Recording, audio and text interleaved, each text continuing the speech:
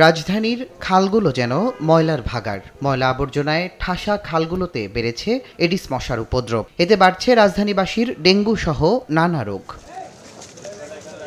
শনিবার সকালে পরিবেশ উন্নতকরণ ও মশক নিধনে পৃথক অভিযান ও কর্মসূচি পরিচালনা করে ঢাকা দক্ষিণ ও উত্তর সিটি কর্পোরেশন। সকাল থেকেই দুই সিটির বিভিন্ন এলাকায় কীটনাশক ছিটানো হয়। জলাবদ্ধ এলাকাগুলোতেও চালানো হয় পরিচ্ছন্নতা অভিযান। স্থানীয়দের অভিযোগ, দীর্ঘদিন মশার ওষুধ না দেয়ায় বেড়েছে ডেঙ্গুর প্রকোপ। মশাবাহিত রোগ প্রতিরোধে শনিবার দুই সিটি কর্পোরেশনের অভিযান শুরু হওয়ায় খুশি এলাকাবাসী। হাইটে যাইতো আগে দুর্গন্ধে মানুষ হাঁটতে পারতো না। এই পরিচ্ছন্নতার ব্যাপারে আমরা অনেকবার চেষ্টা করে গেছি। খালটা অলমোস্ট 50% ভরে গেছে। আমরা ইনশাল্লাহ এটা নিয়ে সম্পূর্ণ আশাবাদী, যারা কর্তৃপক্ষ আছে সবাই যেন সঠিকভাবে দেখাশোনা করে। তবে জনসাধারণকেও সচেতন হওয়ার আহ্বান জানায় সিটি কর্পোরেশন কর্তৃপক্ষ।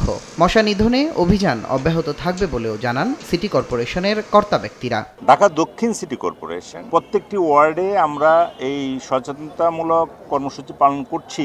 আপনার বাড়ি, আপনার শহর পরিষ্কার পরিচ্ছন্ন রাখার দায়িত্ব হচ্ছে আপনার। ডেঙ্গু মহামারী আকারে ছড়িয়ে না পড়ে এবং এটার জন্য সম্পূর্ণরূপে আমরা নিয়ন্ত্রণে রাখতে পারি, সেজন্যই আমরা মূলত আমাদের এই বিশেষ অভিযান।